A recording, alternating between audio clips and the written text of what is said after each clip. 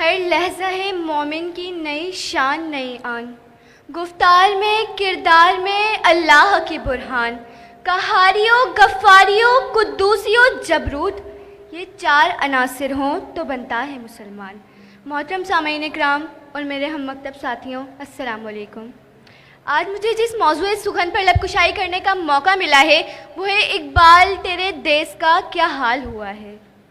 یوں تو تم سید بھی ہو مرزا بھی ہو، افغان بھی ہو، تم سبھی کچھ ہو، بتاؤ مسلمان بھی ہو۔ جناب صدر شاعر مشرق حکیم الامت مدد مومن ڈاکٹر علامہ اقبال نے مسلمانوں کو خواب غفلت سے بیدار کیا۔ علامہ اقبال 9 نومبر 1877 کو شہر سیالکوٹ میں پیدا ہوئے۔ اس روز اقبال نہیں بلکہ ایسی شخصیت نے جنم لیا جو آج کے دور میں ایک عظیم ہستی جانی جاتی ہے۔ عزت نفس کسی شخص کی محفوظ نہیں، عزت نفس کسی شخص کی محفوظ نہیں، اب تو اپنے ہی نگہبانوں سے ڈر لگتا ہے۔ ڈنکے کی چوٹ پہ ظالم کو برا کہتی ہوں، ڈنکے کی چوٹ پہ ظالم کو برا کہتی ہوں، مجھے سولی نہ زندانوں سے ڈر لگتا ہے، مجھے سولی نہ زندانوں سے ڈر لگتا ہے۔ جناب صدر وطن عزیز کے حکمران ہاتھ میں کشکول لیے ہر وقت بھیک ملنے کے حالات کا انتظار کرتے رہتے ہیں، بلکہ ہماری آئندہ آنے والی نسلوں کو گداگری جیسی شرمناک عادات سے متعارف کروایا جا رہا ہے۔ تاریخ میں قوموں کے کئی ایسے قصے درج ہیں جنہوں نے مصلحت کے نام پر بھیک لی، جن کا انجام بازار میں پڑے سفید جسموں کی مانند کمتر اور حقیر بن کر ابھرا۔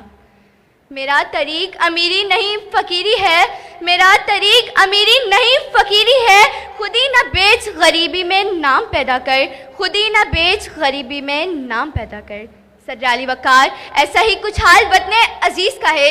امداد پر امداد لینے کی یہ وجہ جب حکمرانوں سے پوچھی جائے تو جواب آتا ہے کہ پاکستان ایک غریب ملک ہے۔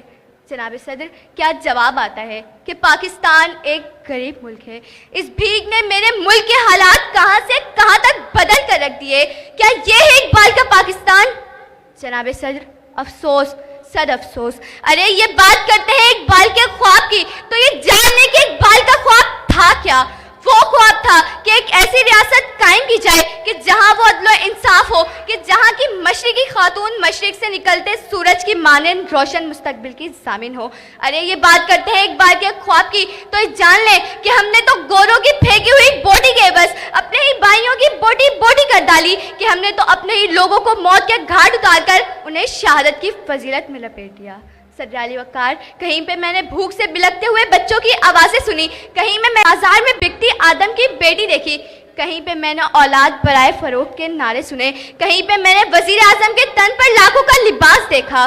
تو صدر علی وقار علامہ اقبال فرماتے ہیں، کیوں سکھاتے ہو انہیں انقلاب کے راستے، کیوں سکھاتے ہو انہیں انقلاب کے راستے، یہ کمزور ہاتھ بغاوت نہیں کرتے، یہ کمزور ہاتھ بغاوت نہیں کرتے۔ ذلت کی دنیا سے نکل کیوں نہیں جاتے، ذلت کی دنیا سے نکل کیوں نہیں جاتے، یہ لوگ بھی کیا لوگ ہیں مر کیوں نہیں جاتے، یہ لوگ بھی کیا لوگ ہیں مر کیوں نہیں جاتے۔ صدر علی وقار سوچئے، ذرا سوچئے کہ ہم 22 کروڑ مسلمانوں کی قوم نے اس اسلامی جمہوریہ پاکستان کو کیا دیا۔ ارے ہمارا پاکستان پیارا پاکستان کا نعرہ لگانے والوں، بتاؤ کہ قاتل اور مقتول میں کیا فرق رہا؟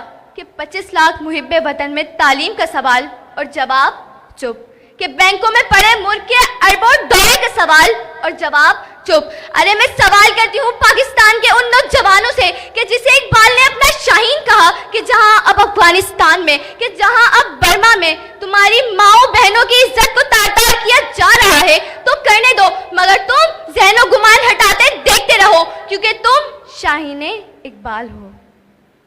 اقبال تیری قوم کا اقبال کھو گیا، اقبال تیری قوم کا اقبال کھو گیا، ماضی تو سنہرا تھا، ماضی تو سنہرا تھا مگر حال کھو گیا، ماضی تو سنہرا تھا مگر حال کھو گیا۔ شکریہ۔